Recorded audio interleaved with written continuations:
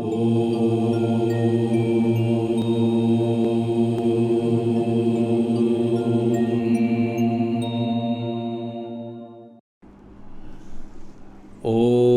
પરબ્રહ્મણે નમઃ. શ્રીમદ્ ભાગવત મહાપુરાણ દશમ સ્કંધ અધ્યાય 63મો. શ્રી શુકદેવજી કહે છે, હે પરીક્ષિત, વર્ષા ઋતુના 4 મહિના વીતી ગયા, પરંતુ અનિરુદ્ધજીનો કંઈ પતો લાગ્યો નહીં.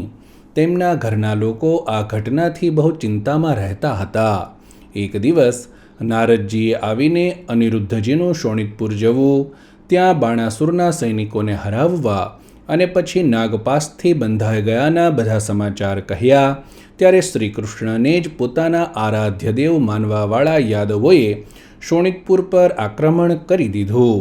હવે શ્રી કૃષ્ણ અને બલરામજીની સાથે તેમના અનુયાયી બધા યાદવો અર્થાત પ્રદ્યુમ્ન, સાત્યકી, ગદ, સાંબ, સારણ, નંદ, ઉપનંદ અને ભદ્ર વગેરેએ 12 અક્ષોહિણી સેનાની સાથે વ્યૂહ બનાવીને ચારે બાજુથી બાણાસુરની રાજધાનીને ઘેરી લીધી. જ્યારે બાણાસુરે જાણ્યું કે યાદવોની સેનાએ નગરના ઉદ્યાનો, કિલ્લા, કોઠા તથા દરવાજા તોડવા માંડ્યા છે, ત્યારે તે બહુ જ ક્રોધિત થઈને 12 અક્ષોહિણી સેના સાથે નગરમાંથી બહાર નીકળ્યો. બાણાસુરના પક્ષમાં સાક્ષાત ભગવાન શંકર વૃષભરાજ નંદી પર બેસીને પોતાના પુત્ર કાર્તિકેય અને ગણોની સાથે રણભૂમિમાં પધાર્યા અને તેમણે ભગવાન શ્રી કૃષ્ણ અને બલરામજી સાથે યુદ્ધ કર્યું. પરીક્ષિત, તે યુદ્ધ એટલું અદ્ભુત અને ભયંકર થયું કે તેને જોનારાના રૂંવાડા ઊભા થઈ જતા હતા. ભગવાન શ્રી કૃષ્ણ સાથે શંકરજી અને પ્રદ્યુમ્નજી સાથે કાર્તિકેયજી યુદ્ધ કરતા હતા. બલરામજી સાથે કુંભાંડ અને કૂપકર્ણનું યુદ્ધ થયું. બાણાસુરના પુત્ર સાથે સાંબ અને સ્વયં બાણાસુર સાથે સાત્યકી યુદ્ધ કરવા લાગ્યા. બ્રહ્મા વગેરે મોટા મોટા દેવતાઓ, ઋષિમુનિઓ, સિદ્ધો, ચારણો, ગંધર્વો, અપ્સરાઓ અને યક્ષો વિમાનોમાં બેસીને યુદ્ધ જોવા આવી પહોંચ્યા. ભગવાન શ્રી કૃષ્ણે પોતાના સાર્ગધનુષ્યના તીક્ષ્ણ બાણોથી શંકરજીના અનુચરો અર્થાત ભૂતો, પ્રેતો, પ્રમથો, ગુહ્યકો, ડાકિનીઓ, યાતુધાનો, વેતાલો, વિનાયકો, પ્રેતગણો, માતૃગણો, પિશાચો, કુષ્માંડો અને બ્રહ્મરાક્ષસોને મારી મારીને ભગાડી મૂક્યા.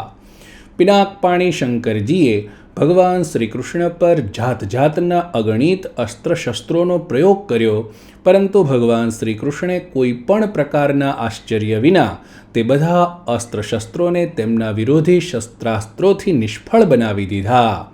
ભગવાન શ્રી કૃષ્ણે બ્રહ્માસ્ત્રને શાંત કરવા બ્રહ્માસ્ત્રનો, વાયવ્યાસ્ત્રને શાંત કરવા પર્વતાસ્ત્રનો, આગ્નેયાસ્ત્રની સામે પર્જન્યાસ્ત્ર અને પાશુપતાસ્ત્રની સામે નારાયણાસ્ત્રનો પ્રયોગ કર્યો. ત્યાર પછી ભગવાન શ્રી કૃષ્ણે જુંભણાસ્ત્રથી, જેનાથી માણસને બગાસા ઉપર બગાસા આવવા લાગે છે, મહાદેવજીને મોહિત કરી દીધા. ત્યારે તેઓ યુદ્ધ છોડીને બગાસા ખાવા લાગ્યા. ભગવાન શ્રી કૃષ્ણ શંકરથી ફારગ થઈને તલવાર, ગદા અને બાણોથી બાણાસુરના સૈન્યનો સંહાર કરવા લાગ્યા. આ બાજુ પ્રદ્યુમ્નજીએ બાણોની વર્ષાથી કાર્તિક સ્વામીને ઘાયલ કરી દીધા. તેમના અંગના અનેક ભાગોમાંથી લોહીની ધારાઓ નીકળવા લાગી. તેઓ રણભૂમિ છોડીને પોતાના વાહન મોર પર બેસીને ભાગી ગયા. બલરામજીએ પોતાના મુશળના પ્રહારથી કુંભાંડ અને કૂપકર્ણને ઘાયલ કરી દીધા. ત્યારે તેઓ રણભૂમિમાં પડી ગયા. આ પ્રમાણે પોતાના સેનાપતિઓને ઘાયલ થયેલા જોઈને બાણાસુરની બધી સેના આમ તેમ વિખેરાઈ ગઈ. જ્યારે રથ પર બેઠેલા બાણાસુરે જોયું કે શ્રી કૃષ્ણ વગેરેના પ્રહારથી મારી સેના આમ તેમ વિખેરાઈ ગઈ છે, ત્યારે તે બહુ ભારે ક્રોધિત થયો. તે ચીઢાઈને સાત્યકીની સામેથી ભગવાન શ્રી કૃષ્ણ પર આક્રમણ કરવા દોડી આવ્યો. હે પરીક્ષિત, રણમાં મદોન્મત્ત બાણાસુરે પોતાના 1000 હાથોથી એક સાથે 500 ધનુષ્ય ખેંચીને દરેક ધનુષ્ય પર 2 બાણ ચઢાવ્યા. પરંતુ ભગવાન શ્રી કૃષ્ણે એકી સાથે તેના બધા ધનુષ્ય કાપી નાખ્યા અને સારથી, રથ તથા ઘોડાને પણ ધરાશાયી કરી દીધા અને પછી શંખધ્વનિ કર્યો. કોટરા નામની એક દેવી બાણાસુરના ધર્મની મા હતી. તે પોતાના ભક્ત પુત્રના પ્રાણોની રક્ષા માટે માથાના વાળ વિખેરીને નગ્ન થઈ ભગવાન શ્રી કૃષ્ણની સામે આવીને ઊભી રહી ગઈ. ભગવાન શ્રી કૃષ્ણે તેના પર દ્રષ્ટિ ન પડી જાય તે માટે પોતાનું મુખ ફેરવી લીધું અને તેઓ બીજી બાજુ જોવા લાગ્યા. ત્યારે બાણાસુર ધનુષ્ય કપાઈ જવાથી અને રથ રહિત થઈ જવાથી પોતાના નગરમાં ચાલ્યો ગયો. આ બાજુ જ્યારે ભગવાન શંકરના ભૂતગણો આમ તેમ ભાગી ગયા ત્યારે તેમનો છોડેલો 3 મસ્તકો અને 3 પગવાળો જ્વર અર્થાત તાવ 10 દિશાઓમાં બાળતો ભગવાન શ્રી કૃષ્ણ તરફ દોડ્યો. ભગવાન શ્રી કૃષ્ણે તેને પોતાની તરફ આવતો જોઈને તેનો સામનો કરવા માટે પોતાનો જ્વર છોડ્યો. હવે વૈષ્ણવ અને માહેશ્વર બંને જ્વર પરસ્પર લડવા લાગ્યા. છેવટે વૈષ્ણવ જ્વરના તેજથી માહેશ્વર જ્વર પીડિત થઈને પોકારવા લાગ્યો અને અત્યંત ભયભીત થઈ ગયો. જ્યારે તેને અન્ય કોઈ જગ્યાએ રક્ષણ ન મળ્યું ત્યારે તે ખૂબ નમ્રતાપૂર્વક હાથ જોડીને શરણમાં લેવા માટે ભગવાન શ્રી કૃષ્ણને પ્રાર્થના કરવા લાગ્યો. જ્વરે સ્તુતિ કરતા કહ્યું, હે પ્રભુ, આપની શક્તિ અનંત છે. આપ બ્રહ્માદિ ઈશ્વરોના પણ પરમ મહેશ્વર છો. આપ સર્વના આત્મા અને સર્વસ્વરૂપ છો. આપ અદ્વિતીય અને કેવળ જ્ઞાન સ્વરૂપ છો. સંસારની ઉત્પત્તિ, સ્થિતિ અને સંહારના આપ જ કારણ છો. શ્રુતિઓ દ્વારા આપનું જ વર્ણન અને અનુમાન કરવામાં આવે છે. આપ સમસ્ત વિકારોથી રહિત સ્વયં બ્રહ્મ છો. હું આપને પ્રણામ કરું છું. કાળ, દૈવ, કર્મ, જીવ, સ્વભાવ, સૂક્ષ્મભૂત, શરીર, સૂત્રાત્મા, પ્રાણ, અહંકાર, 11 ઇન્દ્રિયો અને 5 ભૂત આ બધાનો સંઘાત લિંગ શરીર અને બીજાંકુર ન્યાય પ્રમાણે તેનાથી કર્મ અને અકર્મ, તેનાથી ફરી લિંગ શરીરની ઉત્પત્તિ આ બધું આપની માયાથી જ છે. એ માયાના નિષેધની આપ પરમ અવધિ છો. હું આપને શરણે આવ્યો છું.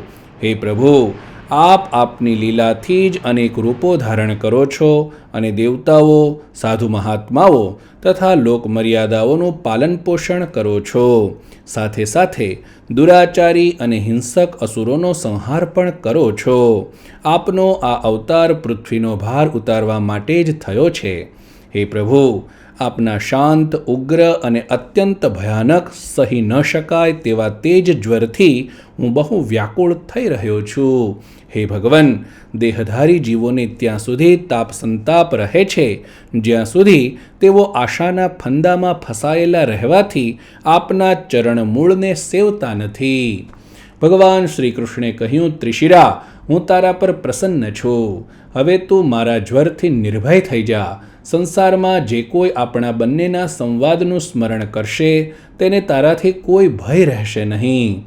ભગવાન શ્રી કૃષ્ણના આ પ્રમાણે કહેવાથી માહેશ્વર જ્વર તેમને પ્રણામ કરીને ચાલ્યો ગયો.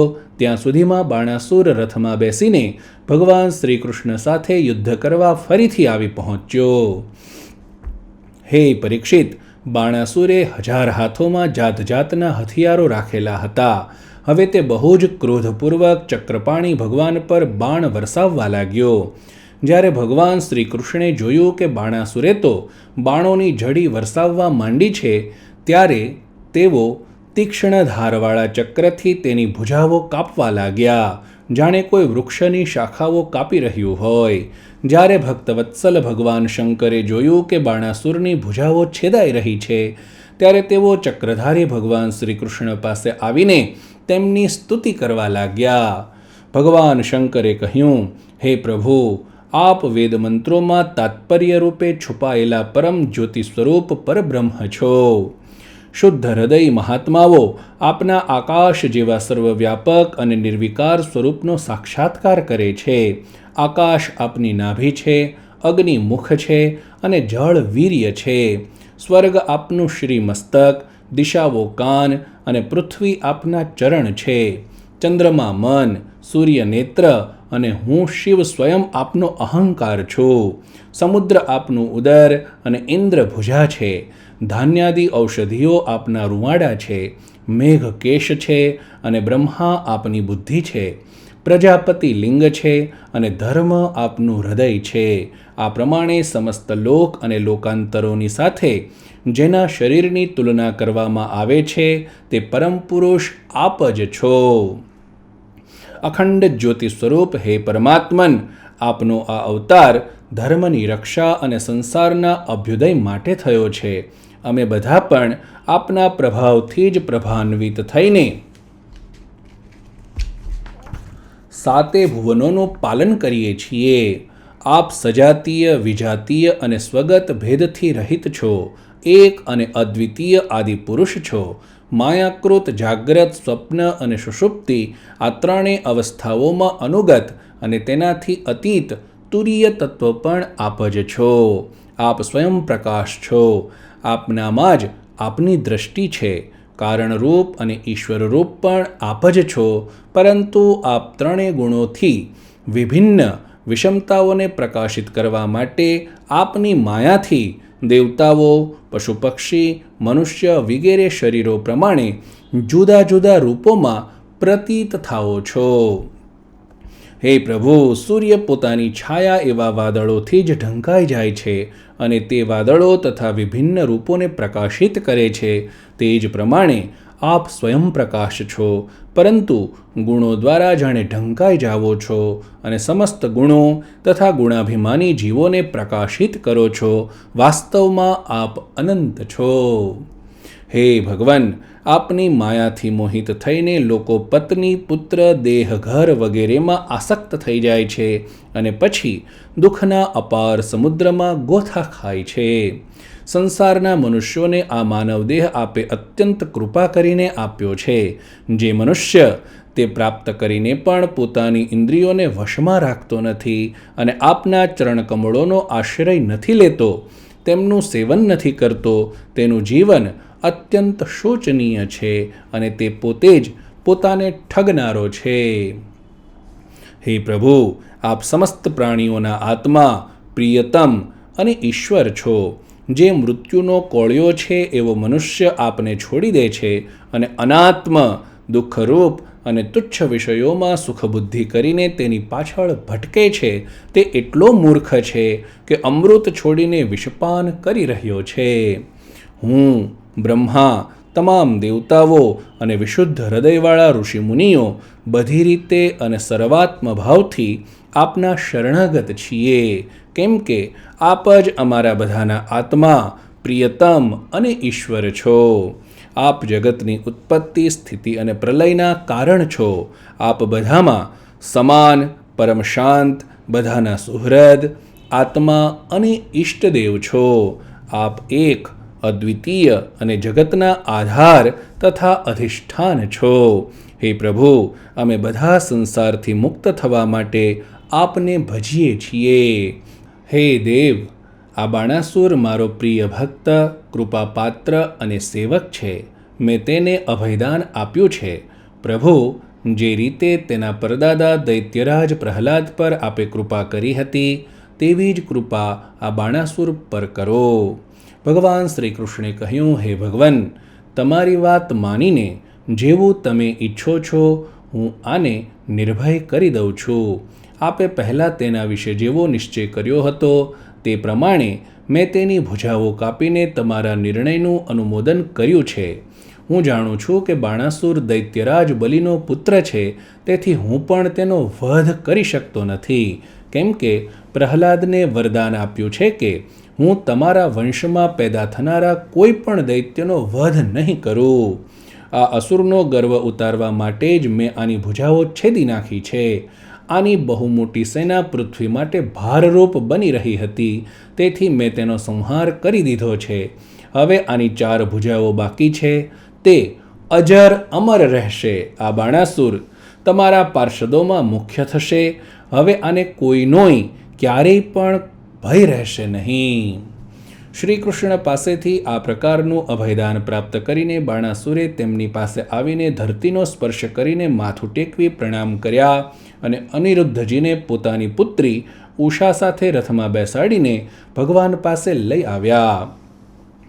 ત્યાર પછી ભગવાન શ્રી કૃષ્ણે મહાદેવજીની સંમતિથી વસ્ત્રાલંકાર વિભૂષિત ઉષા અને અનિરુદ્ધને એક અક્ષોહિણી સેના સાથે આગળ કરીને દ્વારકા જવા માટે પ્રસ્થાન કર્યું. અહીં દ્વારકામાં ભગવાન શ્રી કૃષ્ણ વગેરેના શુભાગમનના સમાચાર સાંભળી ધજાઓ અને તોરણોથી નગરનો ખૂણે ખૂણો શણગારવામાં આવ્યો. મોટા મોટા માર્ગો અને ચોતરાઓ પર ચંદનના જળથી છંટકાવ કરવામાં આવ્યો હતો. બજારો શણગારવામાં આવ્યા. ઢોલ, નગારા અને શંખના મંગલ ધ્વનિ સાથે ભગવાને દ્વારકામાં પ્રવેશ કર્યો. નગરના નાગરિકો, બંધુવર્ગ અને બ્રાહ્મણોએ આગળ જઈને ખૂબ ધામધૂમથી ભગવાનનું સામૈયું કર્યું. હે પરીક્ષિત, જે પુરુષ શ્રી શંકરજી સાથે ભગવાન શ્રી કૃષ્ણના યુદ્ધ અને તેમના વિજયની કથાનું પ્રાતઃકાળે ઉઠીને સ્મરણ કરશે તેનો પરાજય થશે નહીં. આ પ્રમાણે દશમ સ્કંધના ઉત્તરાર્ધ અંતર્ગત અનિરુદ્ધને લઈને આવવું એ નામનો 63મો અધ્યાય સમાપ્ત થયો.